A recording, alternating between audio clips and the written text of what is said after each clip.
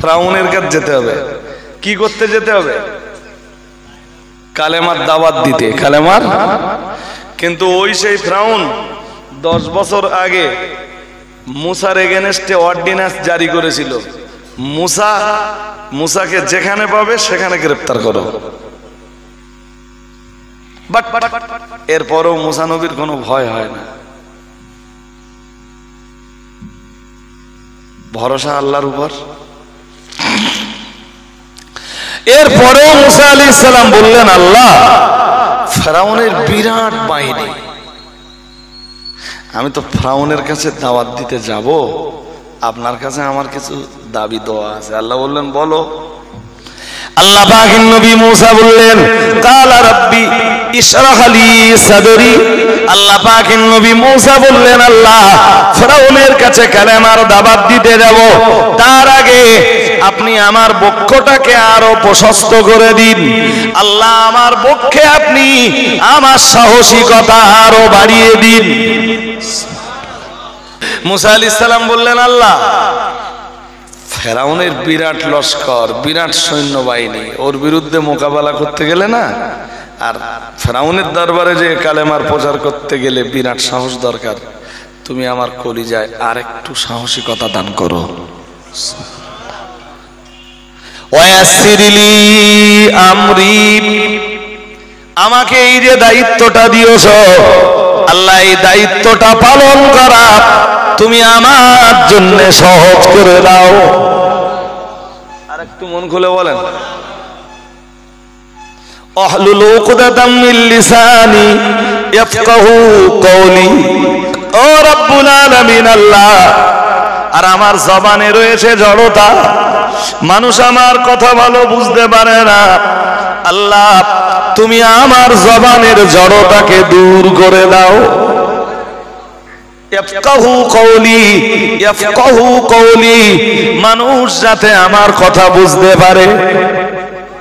এরপরই বললেন, হারুন আখি। ও রব্বুল আলামিন, আর আমার ভাই রয়েছে হারুন, একা একা ফেরাউনের দরবারে যেতে খুবই নিঃসঙ্গতা অনুভব করব আল্লাহ। তাই তোমার শাহী দরবারে করুন মিনতি, তুমি আমার ভাই হারুনকে আমার এই কাজের সঙ্গী বানিয়ে দাও।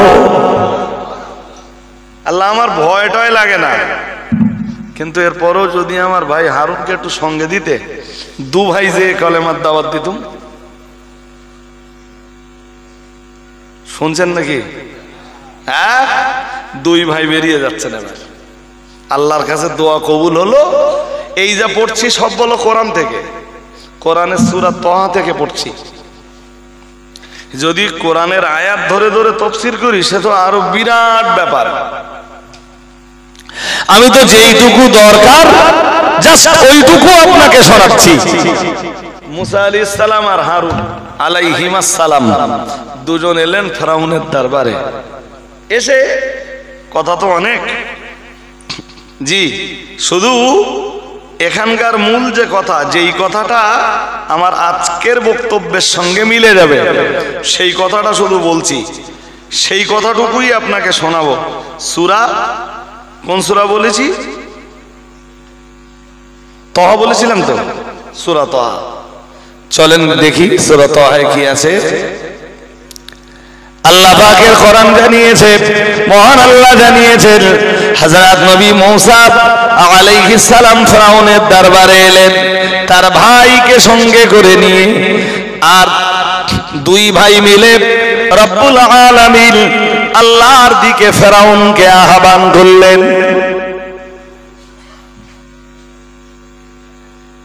ফেরাউন তখন জিজ্ঞাসা করলো, আল্লাহ পাকের নবী মূসা আলাইহিস সালাম আর হারুন আলাইহিস সালাম দু ভাইকে জিজ্ঞাসা করলো, হে মূসা আর হারুন, হে মূসা আর হারুন, তোমরা দু ভাই যে রবের দিকে আমাকে দাওয়াত দিচ্ছ, সেই রবের পরিচয়টা আমায় বলো। আরে মিশরের মাটিতে ফেরাউন তখন নিজেই রুবুবিয়্যাতের দাবি করেছে, মানে ফেরাউন নিজেই বলে বসেছে আমি তোমাদের রব। নাউজুবিল্লাহ। একটু জোর করে, এই মূসা মিশরের রব তো আমি, তুমি আবার কোন রবের সন্ধান নিয়ে আসতেছো? তোমরা দুই ভাই আবার কোন রবের দিকে আমায় আহ্বান জানাচ্ছ? আল্লাহ বলেন, ফেরাউন বলেছিল ফামার রব্বুকুমা ইয়া মূসা, হে মূসা তোমাদের দুই ভাইয়ের রব কে? মূসা আলাইহিস সালাম জবাব দিলেন, কালা রব্বুনা আল্লাযী আ'তা কুল্লা শাইইন খালকাহু সুম্মা হাদা। সুবহানাল্লাহ। আরেকটু মন খুলে বলেন। আল্লাহ পাকের নবী মূসা আলাইহিস সালাম বললেন, রব হলেন তিনি, আমাদের দুইজনার রব হলেন তিনি, আল্লাযী আ'তা কুল্লা শাইইন খালকা, যিনি তার এক এক সৃষ্টিকে এক এক রকম সূরত দান করেছেন, এক এক সৃষ্টিকে এক এক রকম আকৃতি দান করেছেন। শুধু আকৃতি দান করে ছেড়ে দেননি, সুম্মা গাদা, অথবা ওই আয়াতের তাফসীর অন্যভাবে করা যায়। হযরত নবী মূসা বললেন, রব্বুনাল্লাযী আ'তা কুল্লা শাইইন খালকা, রব হলেন তিনি, আমাদের দুইজনের রব হলেন তিনি, যিনি আল্লাযী আ'তা কুল্লা শাইইন খালকা, যিনি তার तमाम সৃষ্টির तमाम চাহিদাগুলোকে, মানে तमाम সৃষ্টির तमाम চাহিদাগুলোকে পরিপূর্ণ করে দিয়েছেন। আর একটু মন খুলে বলেন, কি বলেছি? যিনি সৃষ্টির চাহিদা পূরণ করে দিয়েছেন চাইবার আগে। চাইবার চাইনি আমরা। বলুন আপনি কি চেয়েছিলেন আল্লাহর কাছে? চোখ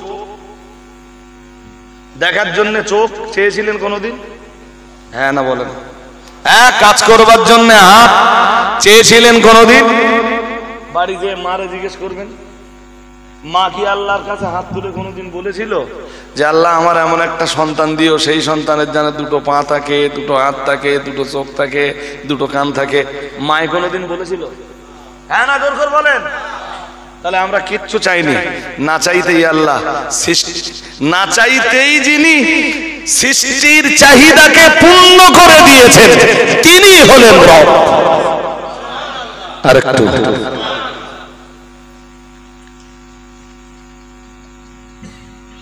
কিচ্ছু চাইনি, কিচ্ছু না। চিন্তা করার জন্য ব্রেন আল্লাহর কাছে চাইনি, চেয়েছি ঘ্রাণ নেওয়ার জন্য নাক, চেয়েছি হাঁটবার জন্য পা, চলবার জন্য পা, চেয়েছি কোনোদিন? সব দিয়ে দিয়েছেন আল্লাহ না চাইতেই। তো না চাইতেই যিনি সৃষ্টির চাহিদা পূর্ণ করেছেন তিনি হলেন রব।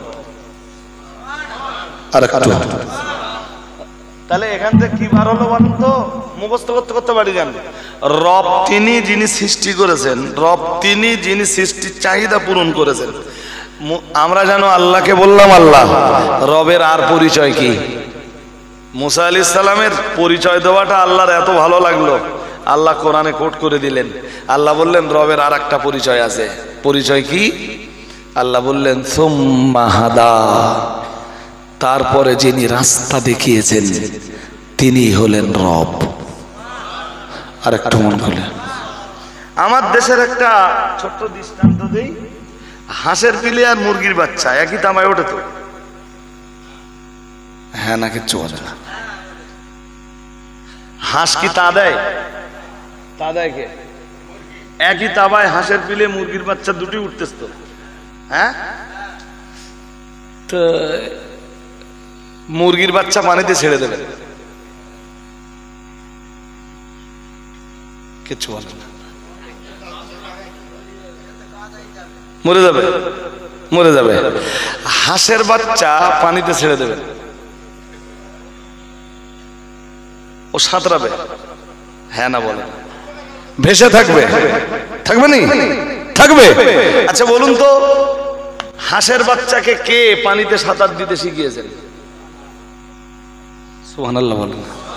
আরেকটু মন খুলে বলেন। এইটাই হলো রাস্তা দেখান। শুধু সৃষ্টি করেন না আল্লাহ, সৃষ্টির চাহিদা পূরণ করেন, এরপরে আল্লাহ রাস্তা দেখিয়ে দেন। তো হাঁসের পিলে মুরগির বাচ্চা আল্লাহ রাস্তা শুধু এদের দেখিয়েছেন না আমাদেরও দেখিয়েছেন? জোর করে বলে না, আমাদের রাস্তা দেখায়নি। ওয়ালাল্লাহি কসদুস সাবিলি ওয়া মিনহা জাইরুন, মহান আল্লাহ জানিয়েছেন এই পৃথিবীতে রয়েছে অগণিত রাস্তা। আল্লাহ পাক রব্বুল আলামিন জানিয়েছেন ওয়ালাল্লাহি কসদুস সাবিলি, মহান আল্লাহ জানিয়েছেন আর এই পৃথিবীর অগণিত রাস্তার ভিতরে সঠিক রাস্তাটা দেখিয়ে দেওয়াটাই হলো আল্লাহর দায়িত্ব। আর একটু মন খুলে বলেন, ইন্না আলাইনা লাল হুদা। সুবহানাল্লাহ বলে না? আল্লাহ বললেন তোদের রাস্তা দেখিয়ে দেওয়াটা আমার দায়িত্ব। আমি যদি রাস্তা না দেখিয়ে দেই তাহলে তোরা এক একজন এক এক রাস্তায় চলবি। মনে আছে গোড়ার কথা? সবাই তখন ছিলেন না। গোড়ায় কি ওয়াজ করতেছিলুম বলেন তো? বলেছিলাম একই পরিবারের তিন ভাই যে কোনো একটা বিষয়ের সিদ্ধান্ত নেওয়ার জন্য ছেড়ে দেন, তিন ভাই তিন রকম মতামত দেবে। হ্যাঁ, বাড়ির একটা ছোট বোন আছে, তো বড় ভাইটা বললো ওরে আলামিন মিশনে ভর্তি করবো। কথা, ছোট ভাইটা বললো বাড়ির একমাত্র বোন, অত দূরে দিয়ে আমরা থাকতে পারবো? তাহলে তা কোথায় দিবি? তা বললো বেড়াচাপা রহমাতে আলম মিশনে ভর্তি করবো, তাহলে যাতায়াতের সুবিধা হবে। এটা মেজে ভার বক্তব্য। ছোটটা কি বললে জানেন? বলে একমাত্র বোন, আলামিন মিশনে গেলে ভালো লেখাপড়া পাবে, বাট পূর্ণাঙ্গ ধর্মটা পাবে না। ছোট বোনটার এক কাজ করি, খাদিজায় দেই, ধর্মটাও পাবে, আর আমাদের ছোট বোন জেনারেল এডুকেশনটাও পাবে। কাছাকাছি থাকলে যার যখন মন হবে আমরা তখন দেখে আসতে পারবো। একটা বোনের শুধু কোথায় পড়াবে এই নিয়ে তিনবার তিন রকম। আল্লাহ বললেন আমি সৃষ্টি করার পরে মানুষ কোন রাস্তায় চলবে, কোন রাস্তায় হাঁটবে, কোন রাস্তায় হাঁটবে না, এইটা যদি আমি মানুষের উপর ছেড়ে দিতাম তা মানুষ এক একজন এক একটা রাস্তায় হাঁটতে শুরু করত, আর সবাই মনে করত তার রাস্তাটা সঠিক। আল্লাহ বলেন এই জন্য আমি কারোর উপরে ছেড়ে না দিয়ে ইন্না আলাইনা লাল হুদা, মানুষ কোন রাস্তায় চলবে এটা মানুষের উপরে ছেড়ে না দিয়ে আমি আল্লাহ মানুষ কোন রাস্তায় চলবে সেটা বাতলে দেওয়ার দায়িত্ব ছিল আমার উপরে। আমি আল্লাহ মানব জাতিকে সেই দায়িত্বটা পালন করতে যেই কিতাবটা দিলাম ওই কিতাবটার নাম কোরআনুল কারীম। কোরআন পড়, সঠিক রাস্তাটা বুঝে নে, সঠিক রাস্তায় চল। সুবহানাল্লাহ বলেন, আরো আওয়াজ দিয়ে বলেন। আমরা কোরআন কেন মেনে চলবো এইটা বুঝতে অসুবিধা আছে আর নেই তো? শুরুতে আমি ওই আয়াতটাই পড়েছিলাম। কোন আয়াত বলুন তো? ইন্না হাযা সিরাতি মুস্তাকিমান, মহান আল্লাহ জানিয়েছেন নিশ্চয়ই এটা আমি আল্লাহ আমার দেওয়া রাস্তা। সুবহানাল্লাহ, ইন্না হাযা সিরাতি মুস্তাকিমান ফাত্তাবিউহু, মহান আল্লাহ জানিয়েছেন সুতরাং তোমরা আমার রাস্তার অনুসরণ করো। ওয়ালা তাত্তাবিউস সুবুল, আরো পৃথিবীতে আমার দেওয়া রাস্তা ভিন্ন, পৃথিবীতে আরো হাজারো রাস্তা রয়েছে, অন্য কোন রাস্তার অনুসরণ তোমরা করো না। আমরা বললাম আল্লাহ অন্য রাস্তার অনুসরণ করলে আমাদের কি হবে? মহান আল্লাহ বললেন ফাতাফাররাকা বিকুম আন সাবিলিহি, মহান আল্লাহ বললেন তোমরা আমার রাস্তা থেকে মানে ভিন্ন ভিন্ন ভিন্ন ভিন্ন দল আর মতবাদে তোমরা বিশ্বাসী হয়ে উড়োয়া। আমি আল্লাহ পাক রব্বুল আলামিন আমার রাস্তা ভিন্ন, অন্য রাস্তায় চললে তোমাদের ভিতরে সংহতি ঐক্যতা নষ্ট হয়ে যাবে, ইত্তেহাদ নষ্ট হয়ে যাবে, ইত্তেহাদ তৈরি হবে, সংহতি তৈরি হবে তোমাদের ভিতরে তখন তোমরা আমার রাস্তায় চলবা যখন। আর একটু মন খুলে বলেন, তোরা আমার দেওয়া কোরআনের রাস্তায় চললে ও সলাদানার মুসলমান আর বাঁশবাড়ির মুসলমান আর নারায়ণপুরের মুসলমান আলাদা কিচ্ছু থাকবে না। কারণ কোরআনের বিধান বাঁশঝাড়ির জন্য যা, শোলা দানার জন্য কথা বলে না। আর যদি মোড়লের বিধান নেওয়া হয়, গ্রামের মোড়ল মাতব্বর যারা আছে ওরা যেটা বলবে যদি ওইটা মান্যতা দেওয়া হয়, বাঁশঝাড়ির মোড়ল একরকম বলবে, শোলাদানার মোড়ল আর এক রকম বলবে, নারায়ণপুরের মাতব্বররা, কোদালিয়ার মাতব্বররা। আরে তাই তো, পৃথিবীতে তাকিয়ে দেখেন, ভারতে যেই সংবিধান চলে ওই সংবিধান পাকিস্তানে চলে না। ভারত পাকিস্তানে যে সংবিধান চলে ওই সংবিধান বাংলাদেশে চলে না। বাংলাদেশে যে সংবিধান চলে ওই সংবিধান জাপানে চলে না। জাপানে যে সংবিধান চলে ওই সংবিধান জার্মানে চলে না। জার্মানে যে সংবিধান চলে ওই সংবিধান ইংল্যান্ডে চলে না। ইংল্যান্ডে যে সংবিধান চলে ওই সংবিধান অস্ট্রেলিয়ায় চলে না। অস্ট্রেলিয়ায় যে সংবিধান চলে ওই সংবিধান আমেরিকায় চলে না। আমেরিকায় যে সংবিধান চলে কানাডায় ওই সংবিধান চলে না। কানাডায় যে সংবিধান চলে সাউথ আফ্রিকায় ওই সংবিধান চলে না। সাউথ আফ্রিকায় যে সংবিধান চলে ইউরোপ মহাদেশে ওই সংবিধান চলে না।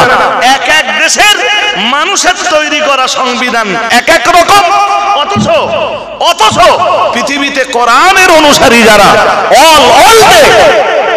অল ডে কোরআনের সংবিধান একটাই, মুসলমানদের সংবিধান একটাই, সেই সংবিধানের নাম কোরআনুল কারীম।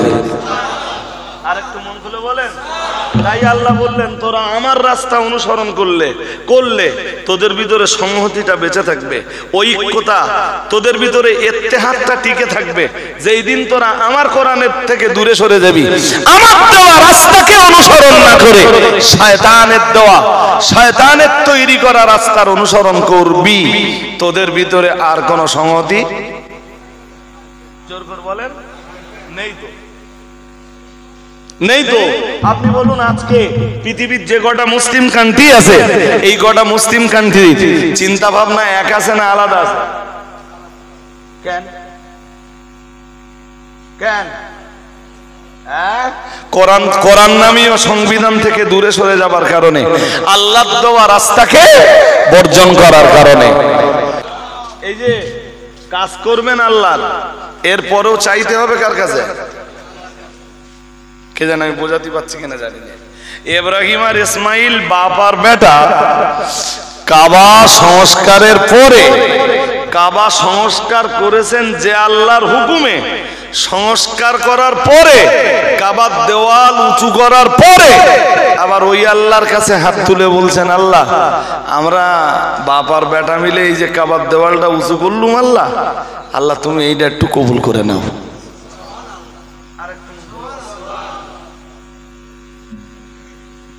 তাহলে কাজ করতে হবে যে আল্লাহর জন্য, কবুলিয়াতের জন্য দোয়াটাও করতে হবে সেই আল্লাহর কাছে। এটা সবসময় মনে রাখবেন। নামাজ পড়বেন যে আল্লাহর রেজামন্দির জন্য, নামাজের পরে হাত তুলে দোয়াটাও করতে হবে সেই আল্লাহর কাছে। আল্লাহ আমি নামাজ পড়েছি, কিন্তু আমার নামাজ তো নামাজের মতো নামাজ না। তুমি নামাজের যে সিস্টেম দিয়েছ সেই সিস্টেমের ফলোয়ার আমি নই। তাই তোমার কাছে আবেদন, প্রে তুমি আমার সালাতটা কবুল করে নাও। মুসল্লিদের সময় নেই তো। আবার এক শ্রেণীর মৌলবী সব ফতোয়া দিচ্ছে যে নামাজের পরে আর দোয়া করার দরকার নেই, মানুষের কাজ সহজ হয়ে গেছে। মানুষ এখন তো সুবিধাবাদী, যেই জায়গায় গেলে মানুষ সুবিধা পাবে মানুষ সেখানে যাবে। তারাবি নামাজ যদি 20 রাকাতের জায়গায় কেউ 8 রাকাত করে দেয়, মানুষের সুবিধা হলো না? হ্যাঁ না বলে না? কোন মৌলবী যদি ফতোয়া দেয় জুমার নামাজ অনলি 2 রাকাত, তাহলে মানুষ সুবিধা পেয়ে গেল না? কেন 22 রাকাত ঠেলতে যাচ্ছে? সুবিধা পেয়ে গেল না? কেউ যদি এসে কোন মৌলবী যদি এই জমানায় দাঁড়িয়ে বলে যে ফরজ নামাজ ছাড়া আর কোন নামাজ পড়ার দরকার, জোরে 4 রাকাত পড়বে, 12 রাকাত ঠেলবে কেন? আর যারা এই সুবিধাগুলো দিচ্ছে না, মানুষ তাদের দলে চলে যাচ্ছে। তুমি যাও, ওকে আটকে বলে না, আমরা একদিন জয়ীফ হাদিসের আমল করতেছিলাম, আমরা এইবার সহি হাদিস সব পেয়ে গেছি। এটা চলছে দেশ জুড়ে। আল্লাহ তাদের সুমতি দান করুন, বলো না আমিন। জি, যে কারণে আজকে বাঁশঝাড়ির এই মজলিসে আপনারা যারা এসে বসেছেন, মাই রিকোয়েস্ট, কোরআনের সংবিধানটাকে মেনে নেন। সুদ হারাম, খাবো না। জেনা হারাম, ধারে পাশেও যাব না। লটারি হারাম, কাটবো না। জুয়া হারাম, খেলবো না। জি, 5 বার নামাজ পড়ার নির্দেশ আছে, আল্লাহর নির্দেশের ফলোয়ার হব ইনশাল্লাহ। বলুন সবাই, বলুন। এই ছেলেরা জোর আওয়াজে বলো ইনশাল্লাহ। আল্লাহর সংবিধান মেনে নাও দোস্ত। যদি আল্লাহর সংবিধান না মানো, সবচেয়ে বড় কথা, তুমি কালবে কখনো শান্তি পাবা না। তোমার কাল সব সময় হবে থাকবে অশান্ত, একটা অশান্তি বিরাজ করবে, একটা অরাজকতা বিরাজ করবে, মন মোটে ভালো থাকবে না। এটা আমি দায়িত্ব নিয়ে বলছি। তুমি যেই দিন নামাজি হবে, তুমি জোহরের নামাজ পড়ে, এশার নামাজ পড়ে, মাগরিবের নামাজ পড়ে মসজিদ থেকে বেরিয়ে দেখবা যে তুমি কালবে কতটা শান্তি পাচ্ছ। নামাজ পর্যন্ত যাওয়া লাগে না, তো উজু করলেই আপনি এখন যান, আর একবার উজু করুন, উজু করলেই দেখবেন একটা আত্মিক শান্তি আপনার নসিবে কবুল হচ্ছে। আর একটু মন খুলে বলুন। এবং আমরা যারা উজু করি, এটা আমরা জানি তো খুব কষ্ট হচ্ছে, ভীষণ কষ্ট হচ্ছে, আপনি দাঁড়াতে পারছেন না, ভীষণ অস্বস্তি হচ্ছে। একটু উজু করে নেন, দেখবেন অস্বস্তির 50 থেকে 60% কেটে যাবে, 40% থাকবে। সুবহানাল্লাহ বলুন। আর একটু মন খুলে বলুন। সুতরাং যদি বাঁচতে চাও দোস্ত, তাহলে আল্লাহর সংবিধানকে মেনে নাও। বক্তব্যের প্রাসঙ্গিকতা মোটামুটি আমার শেষ। দেখতে দেখতে তাই আপনারা ভাবছেন 1 ঘন্টা 35-40 মিনিট অজ করে ফেলেছি, এখনো কিয়াম সালাম বাকি, আখিরি দোয়া বাকি, সেই সঙ্গে আর একটা কাজ রয়েছে। এরা তো জানেন যে এই অল্প কিছু মানুষ এখানে বসবাস করে, জি, এবং এই অল্প কিছু মানুষদের দ্বারাতেই এই মজলিসটা পরিচালিত হয়। এবং আমি কয়েক বছর ধরে আসছি, জি। শেষ বেলায় আপনাদেরকে বলবো, আখিরি দোয়া না করে কেউ যাবেন না। এটা যেন ভাববেন না যে এই লোকের অদ যখন করা হয়ে গেছে বাড়ি যাই। আবার আপনারা বলবেন, বাঁশঝাড়ি বলেন, বাঁশঝাড়ি এপাট বলেন, ওপাট বলেন, নলখড়া বলেন, সোলাদানা বলেন, আমারে ডাকলে ইনশাল্লাহ আমি আপনাদের ডাকে সাড়া দেবো ইনশাল্লাহ। ইনশাল্লাহ বলুন সবাই, একটু সবাই বলুন ইনশাল্লাহ। এ দেখেন, আমার দাউদ করার লোক অনেক আছে, বলো ইনশাল্লাহ। এবার আমি ইনশাল্লাহ বলি, আমার দাউদ করার লোক অনেক, সারা বাংলা জুড়ে লোক ছড়িয়ে রয়েছে আমার দাউদ করার জন্য। কিন্তু এরপরেও লোকালিটির দাউদগুলোকে চেষ্টা করি সবসময় মান্যতা দেওয়ার, একটু আসার, লোকালের মানুষদের সাথে একটা আন্তরিক সম্পর্ক রেখে চলবার, জি। নইলে আমার কাছে পয়সা দিয়ে অশুনবে, এরকম লোক তো প্রচুর। হ্যাঁ, এখন তো বাইরে দাউদ নিলেই বলে হুজুর টাকা মেরে দিচ্ছি, দাউদটা লিখে নেন। এখন ফোন পে সুবিধা হয়ে গেছে, তাহলে হুজুর 5000 টাকা ঝেড়ে দিচ্ছি, আপনি দাউদটা লিখে নেন। আলে ভাই, আমার টাকা ঝাড়তে হবে না, আমার দাওয়াত করতে গেলে তোমাদের একদিন আসতে হবে। পয়সা দেওয়ার না দাও, এসে দেখা করে গেলে তারপর দাওয়াত কনফার্ম। আর আমার উদ্দেশ্য সবসময় কি থাকে জানেন, যে ওরা দেখা করার জন্য মাদ্রাসায় আসবে, মাদ্রাসাটা খুব ফাইন করে একবার ঘুরিয়ে দেখে দেবো,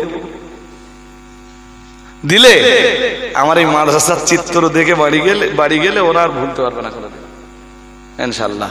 তখন কিছু না কিছু মাদ্রাসার জন্য কে কে এই জন্য দাওয়াতের জন্য লোকজন বাড়িও আসতে বলে যেত, বলে হুজুর আপনি বাড়ি আসেন, আসবো। আল্লাহ আজকে না, কালকে আসেন সকাল 10টায় মাদ্রাসায়। বুঝতে পারেননি? আমি লোকজন একদম বাড়িতে আসতে দেই।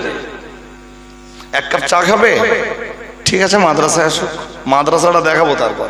নইলে মাদ্রাসার প্রতি ওদের আন্তরিকতা কোনোদিন তৈরি হবে না। তো খাদিজার মতো একটা প্রতিষ্ঠান, যেখানে বছরে 2 কোটি টাকা খরচ, প্রতিষ্ঠানটা চলবে কেমনে? যাই হোক, তো এদের এই মজলিসটা চালানোর জন্যে প্রতি বছর কিছু তাবারুক লাগে। তো এই তাবারুকের জন্যে আমি 10 মিনিট চাইবো আপনাদের কাছে, প্লিজ। এই 10 মিনিটে আপনারা একটু বলে ফেলুন, কোরআনের সংবিধান এতক্ষণ ধরে শুনলেন সত্য, এবং কোরআনে যা আছে সেটা সঠিক, ওটাই আল্লাহর দেওয়া সঠিক রাস্তা। তো ওতেই বলা আছে দান দান মানুষের সম্পদ বৃদ্ধির কারণ হয়ে দাঁড়ায়। সুবহানাল্লাহ। আর একটু মন খুলে, আর সুদ মানুষের সম্পদ ধ্বংসের কারণ হয়ে দাঁড়ায়। জি, তো আমি আপনাদের ব্যস্ত করে তুলবো না, 10 মিনিট বলছি, অনলি 10 আমরা যে আপনার দিওয়ানা, আপনি যে মোদের ঠিকানা, কবে যাব আবার মদিনা, পাঠালাম সালামের নজরানা, ইয়া নবী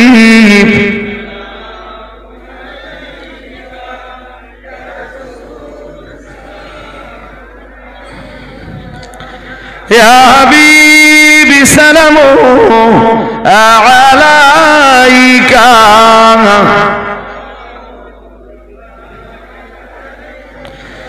তোমারি বাসি ইলা দিয়া কাদিলেন আদাম ও হাওয়া, মাবুদের হই লোদায়া, কবুল করি ইলেন দোয়া, ইয়া নবী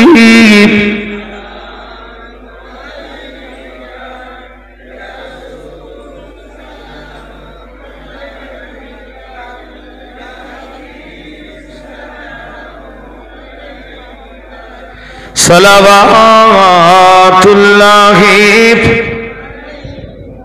ইয়া রাব্বি সাল্লিম সাল্লিম।